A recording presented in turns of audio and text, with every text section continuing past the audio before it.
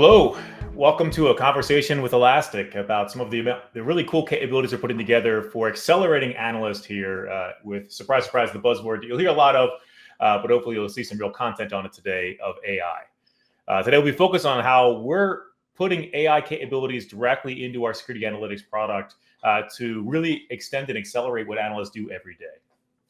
I'm Mike Nichols. I am the product lead here for the security solution within Elastic, and I'm joined by my colleague, James Pateri, who runs all of our AI capabilities out of the product team here for Elastic. You can see our backgrounds. I won't go through them, but we are all practitioners by trade. We understand and have empathy for what you deal with on a day-to-day basis. And I think a lot of the work you'll see reflected in what we talk about here, but also in the work you'll see James demo in a little bit. I hope you see that reflecting exactly that core understanding of the pain points you sit through every day. For us, AI is not some thing we slapped on the side to claim it in some marketing conversations. It actually is a core part of accelerating key workflows within the experience, like alert triage and other parts that James will walk through. So one thing we want to touch on is, you hear a lot of promise of AI, and I believe a lot of it, but there is some that is becoming, I think, a bit overhyped, especially in security vendors. There are some that are promising, I think, a bit too much. In fact, I talked to a lot of CISOs, particularly both practitioners and CISOs at the recent Black Hat conference. And there was even presentations from some vendors about how AI is going to help you reduce the need for people, which I and I think the rest of us at Elastic believe is completely the incorrect way to view how AI is accelerating teams. AI is another tool in your arsenal, much like correlation, machine learning, other capabilities that came out throughout the years of security and detection engineering. AI is another very powerful tool that's helping to do a lot of things we couldn't do in the past, but it is not there to replace the people in your environment. Your experts, your humans that you have are the ones that really understand your business. They understand your mission. They're the ones you want in that critical decision loop of should you, sort of remediate or fix this challenge that's out there. But the reality is those analysts that we hire, those really smart detectives, are spending too much time doing work that is not really analytic work. They're doing things like data gathering and munging and trying to contact people to get access to information, trying to go back in time and learn what was happened before, because we're pretty bad at keeping a history of why we did the certain things we did within the security operations teams. And this is where we see AI really providing a huge amount of additional value, closing the loop of that knowledge, accelerating people that may not have the technical depth of the certain vendor they're working with or the history of expertise of what that company might be dealing with, and removing a lot of the knowledge you need of a specific vendor when it comes to their particular language or way they implement certain capabilities.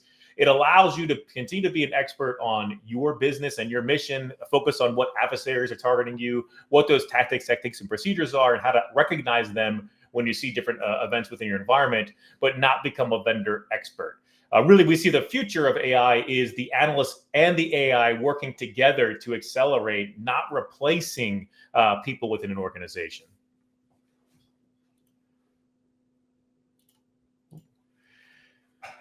There's also a lot of buzz talk around what is agentic. In fact, I think agentic was slapped on every single booth we saw at Black Hat, many times not really representing anything actually agentic. James will go in depth on some of the key workflows that we build within Elastic, actual agentic experiences where the system itself, as you can see here in the bolded areas, is perceiving a problem, reasoning about what it should do about that problem, building a plan to solve that problem, and executing it without human intervention, and then providing those results to the human in the loop. If you're a military background like myself, you might be familiar with the OODA loop, the orient or the observe and orient, decide, and act process. Very similar here, where AI is helping to complete that loop for us. And then what the analyst gets at the end of this agentic workflow is a package they can then realize or understand. So really, the agentic versus what's not? How do you get around the vendor speak, the vendor jargon that is slapping agentic on everything that's out there? again, if you follow that path, AI really is about the system itself, or that agentic workflow. Is that able to understand and reason on its own behalf, right? Can it take actions and next steps without you having to institute itself inside of each individual piece? It is not just adding a chatbot into an interface. It's not about sort of assistance that can help you do things like just, create a query, for example. There's much more to it, which we'll talk about. And it isn't about those deterministic workflows and playbooks you've been building forever. It's about understanding what you should do next and recommending those plans for you. Again, I think it'll make a lot more sense when you see James demonstrated here. But the core thing I want you to take away as we move into James' demonstration is, when you hear these buzzwords from a vendor or from a partner or a customer, whomever, go a layer deeper. Ask exactly what is happening. You should have full transparency into what this agentic system is doing, how it's making its decisions. And if they can't explain that to you, then maybe it's more buzz than it is reality. In fact, when you see James here in a second, he'll actually show you directly under the hood what our agentic workflows are doing and the decisions that they're making throughout their process. So with all that preamble, I think I'll pass it off to James, who's going to a few more pieces of information here, really breaking down this idea of what is real and what is fake. But I want you to remember this bottom line here at the bottom of this slide. When you're determining real versus agentic AI, or when you're talking about AI in general, if you hear somebody say, hey, we're going to replace humans, we're going to decrease the need for your tier one operators, that to me is entirely the wrong way to look at this. Your tier one operators, your tier twos, they might change their job descriptions. They might slightly modify what it is they do day to day, but that's a good thing. Right now, they're being inundated by alerts. They're spending too much time triaging through false positives or collecting data or building packages of information for somebody else.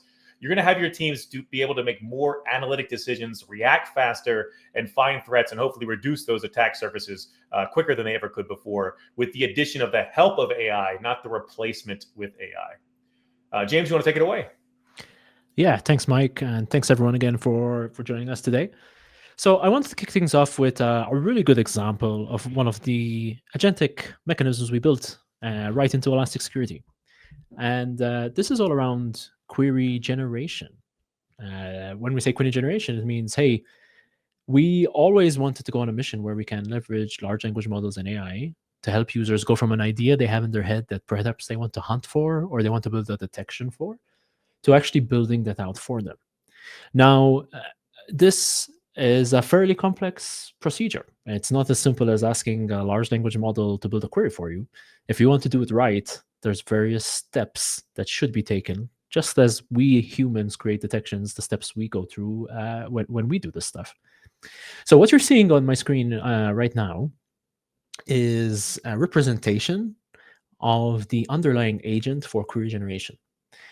On the left-hand side of the screen, you basically see the our assistant agent graph. So right now, our query generation is focused on being able to have a conversation with our assistant to generate these queries. But when that agent kicks off, it has the ability to decide what it should do next based on what you've asked. So if you've asked it, as an example in this case, hey, I need a query for X, Y, and Z, it will understand what you've asked and then invoke what we call a tool.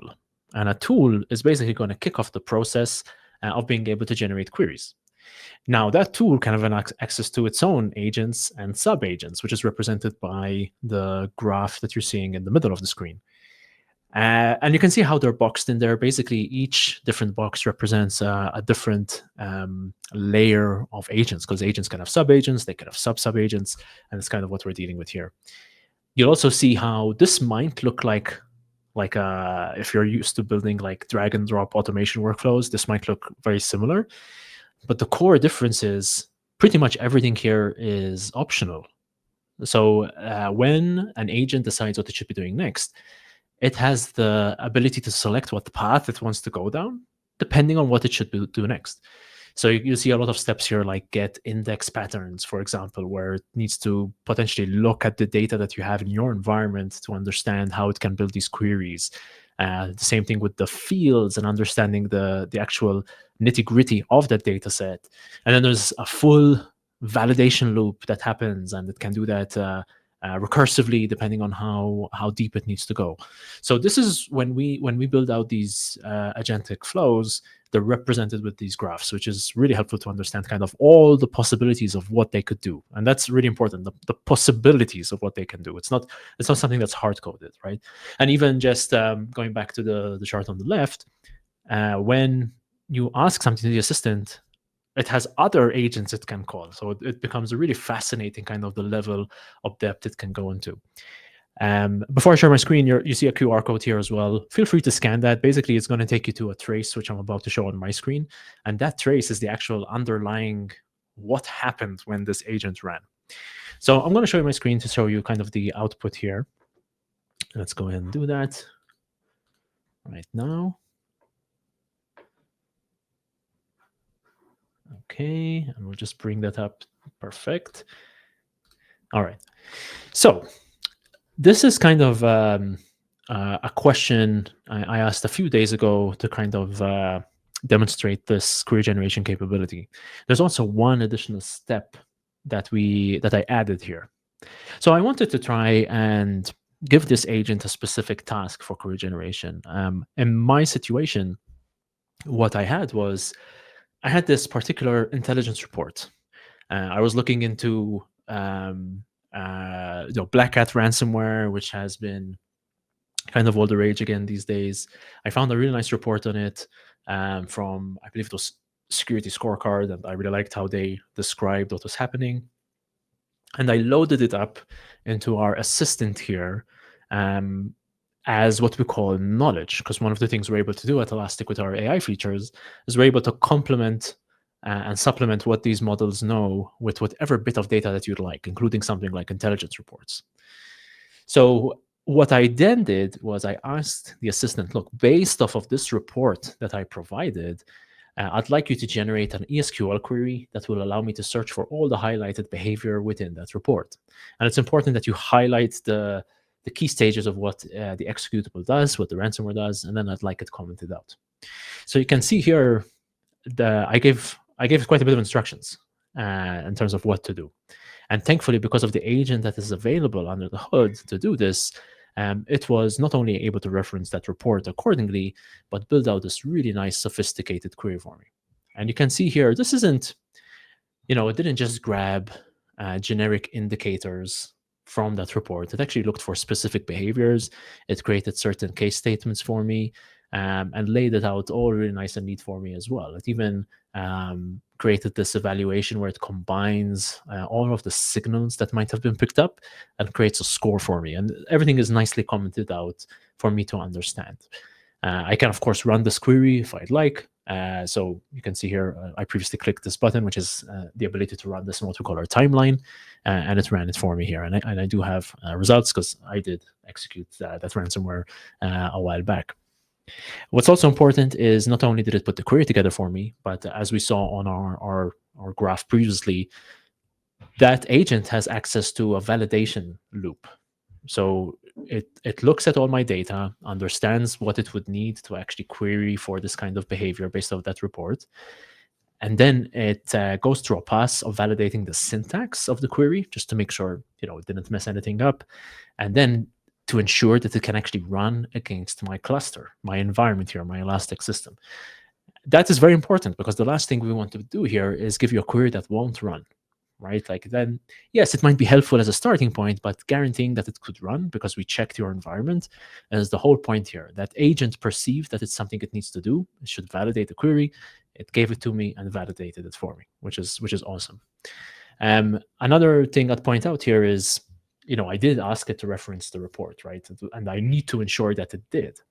So we provide what we call citations here. So in order for me to identify that it did use the right information for its answer, we ask it to generate a citation. A citation basically is a reference to where it got this information. And you can see I said it got this from my knowledge base index, which contains that report. So extremely powerful. As you can see, whether you're an experienced detection engineer, whether you're someone just starting out, this is valuable for everyone. These kind of agents are really, really powerful. And hopefully we've built this out in a way where it's robust and can work on pretty much any type of data or anything you need to generate here. Now, we always think it's really interesting, again, to be transparent in how we do things. So we, as Mike said, and I gave you that QR code, this is kind of what happens under the hood.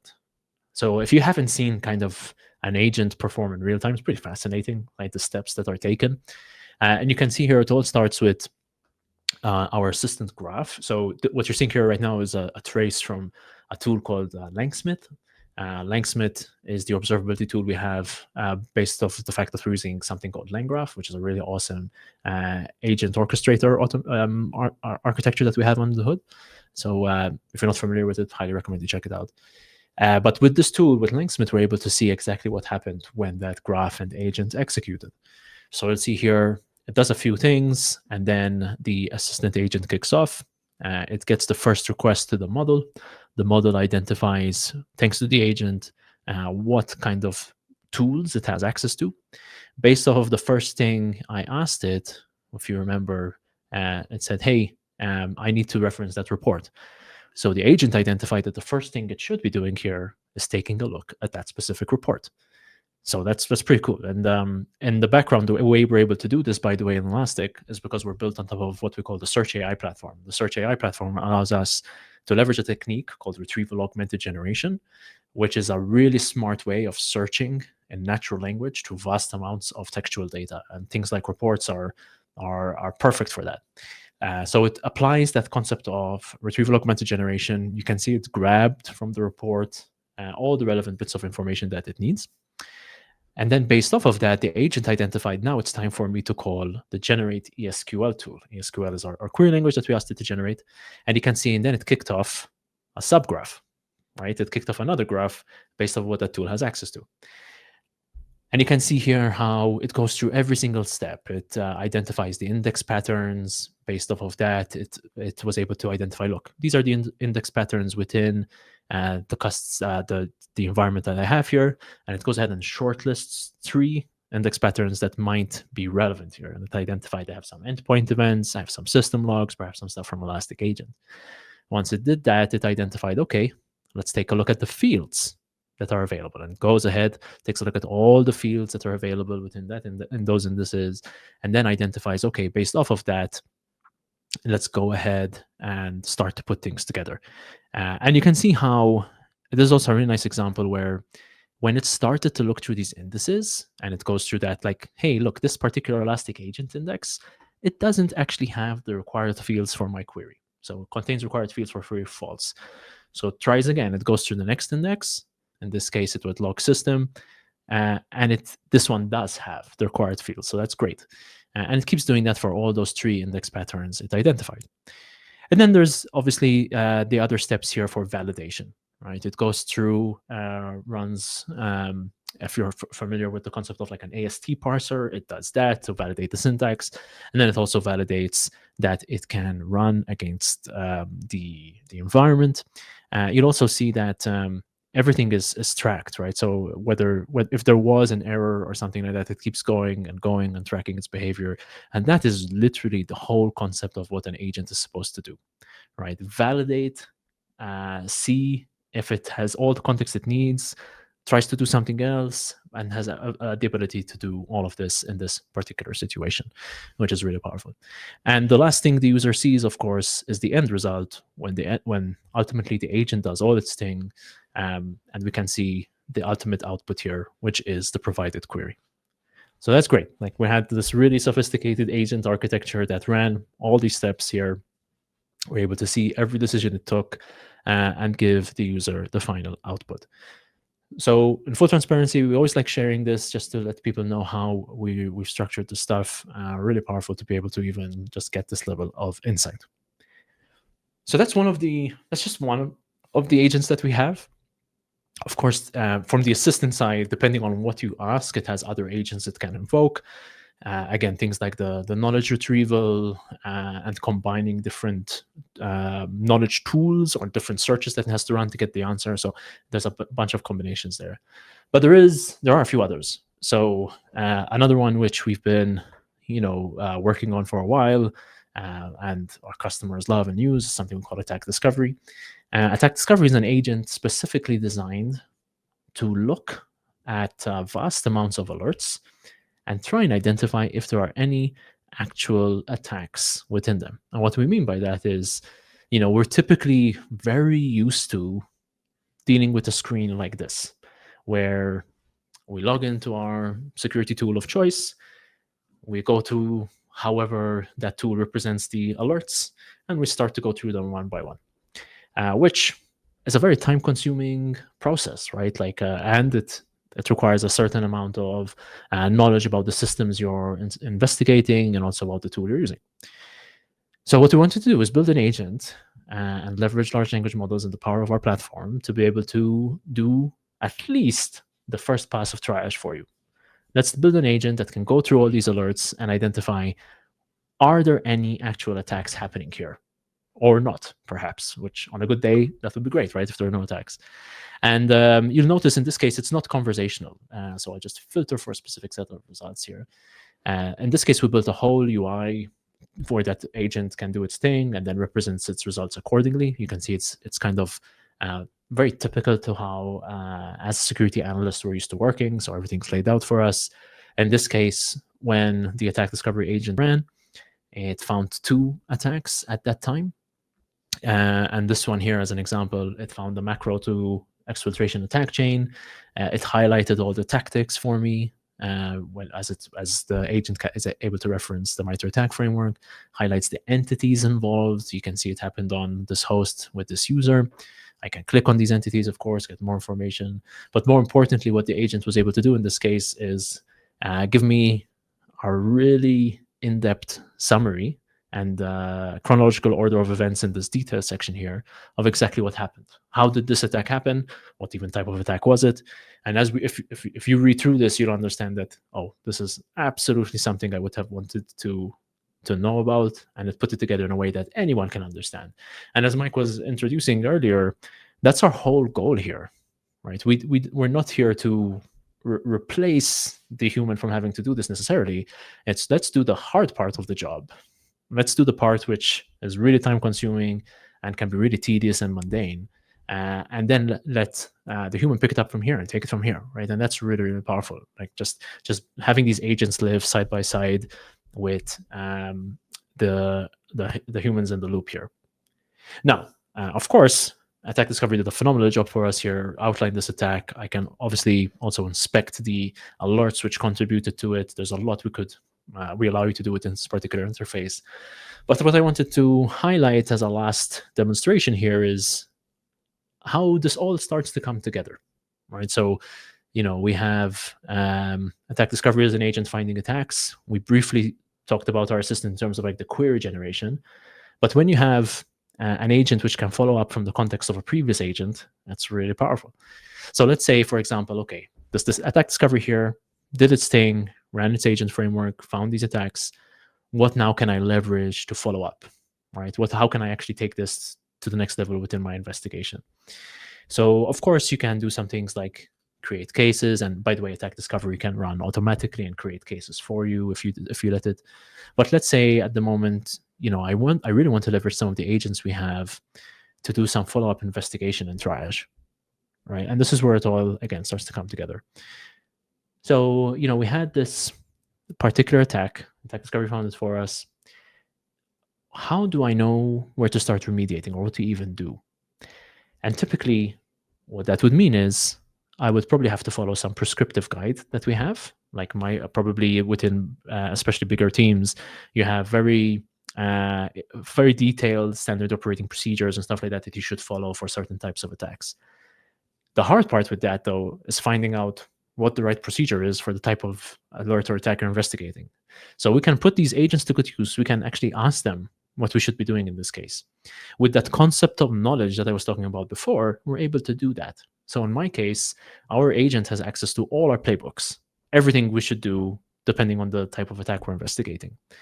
So in this case, because we have this context from the attack discovery world, we can ask something like, look, how would we remediate and respond to this attack on this Windows host, include all relevant guides, and render any videos. So my agent here, as I kicked off this chat, it identified that this is a Sentinel-1 host as an example, because in Elastic, you can integrate with whatever platforms you already have, whether that's existing SIEMs, whether that's existing EDR platforms, it really doesn't matter. So the agent identified that this is a Sentinel-1 host, and it gave me the exact guide I need specifically for a Sentinel-1 host. So it identified that, it planned, and it executed against that plan and gave me this response. And you can see here, it told me where it got this from, by the way. Again, that's citation. So this is our Sentinel-1 investigation guide. And then it told me all the steps, to the point where in my guide, we even have like a little GIF here that we could follow of how to respond to these hosts, right from an Elastic, who's responsible, so on and so forth. And you can ask the agent any other question you want from here, right? There's endless possibilities. Well, one more example I'll give you here is just, hey, you told me as an example that, not as an example, this attack actually found that there was exfiltration via Slack. It would be really good if I could use this agent here to ask, how did that exfiltration even happen? Like, which of our network rules or firewall rules would have even allowed that outbound traffic from our platform? That's typically a very hard question to answer unless you know your networks inside out, which for bigger networks, that's impossible, or you're very friendly with your firewall or network engineer. In our case, we've given all of that information to the agent. So depending on how I ask the question, the agent can plan to see if it has access to that data, and if it does, execute and give me my results. So I'm going to ask that question. I'm like, look, based off of our firewall rules, which rule would have allowed this outbound traffic to Slack from this particular Linux host? And thankfully, because we had that data in there, it was able to identify and see that it had access to that data, and then answer my question. And you can see it was able to do that. So this is the rule, very clear why it was able to happen, basically allowing traffic to pretty much anywhere over all ports. And again, it told me where it got this information from, so I know it didn't just make it up. So hopefully you start to see like the power of these things, and how when an agent is able to identify what it has access to and give you the answer based off of that, that's where the power of these models really excels. And that's kind of our core ethos here at Elastic. We really want to make sure we enable you there. Last thing I'll mention before we wrap up is, so far everything I've been showing you is all part of the core Elastic experience today. So you can literally go try this out. If you're already running Elastic, you have access to pretty much everything I showed you. We know, however, that there are certain organizations or certain companies that you might love what you're seeing right now, but you already have investments into existing technologies, existing SIEMs, existing platforms. You're not currently in a position to completely move off of the Elastic, right? And we understand that. These are big investments, many years with this technology. It takes a long time before you can actually make that transition, right? So what we also recently announced is the ability for you to get access to all this really cool AI stuff that we've been showing and all these agents in a package we're calling Ease, which is the Elastic AI SOC engine. So with Ease now, you can get pretty much everything I showed you, whether that's the using the assistant with the knowledge concept, whether it's attack discovery, the query generation, without you necessarily having to move off of your current platforms. So we have these integrations with many of the popular SIEM and EDR vendors that there are. Also, if you're perhaps running a remote instance of Elastic, you can use Ease with that. All easily, very easy to set up within less than 5 minutes, because it's using our full SaaS architecture, or sometimes known as serverless. We're using agentless integration, so there's nothing for you to install. You literally say, hey, I need to bring in alerts from Splunk or whatever, for example. Put in your Splunk URL, your Splunk credentials. We'll take care of the rest, configure your knowledge, and you're pretty much ready to start running attack discovery immediately. So also wanted to highlight that, because if you did want to start using these AI features, but you're not quite ready to completely move off of your current SIEM yet, we understand that that's not always the case. We did make this available with Ease. That's available today. Please feel free to try it out. That's all we had for the demo today. I think we just wanted to wrap up with one more slide over here, because I know you might have a ton of questions, and you might want to ask us some follow-up stuff. So we're just going to bring up a link here to for you to join our community Slack if you wanted to. So we are there all the time. It's a very rich community and very vast in terms of like the people that are on there, constantly asking questions, helping each other out. So if you saw something today, you wanted to say, hey, that looks cool, but I do have some questions, please reach out there. There's a ton of us from Elastic. And again, a ton of our users and customers who are ready to help you out. So definitely encourage you to join the community if you haven't. Thank you so much for joining us today. Mike, any last words from you? No, I just really appreciate the time. As you said, I think hopefully you've seen here today what real, transparent, and open AI can do to transform your workforce. I think we can really help accelerate, and we've seen these success in our customers and our users of how this work can really help accelerate their teams. And yeah, just please check it out for yourself, as James said. Thank you.